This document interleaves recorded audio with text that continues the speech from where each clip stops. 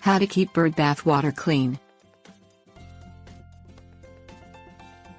Bird bath water gets dirty quickly, especially if you have many birds visiting your yard.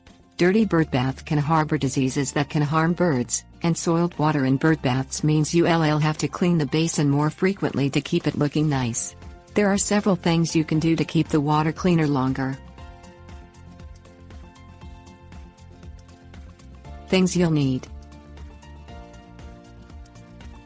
white vinegar, garden hose, bird bath water additives, water agitator.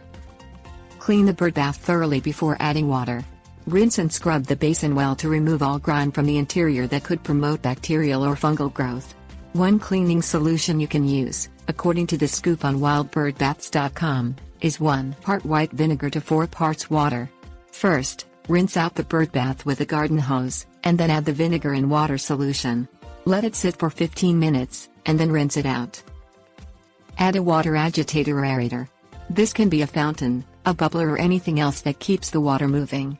Stagnant water promotes algae growth and invites mosquitoes. Movement in the water infuses it with more oxygen, keeping it cleaner. Add a natural bird bath additive to the water.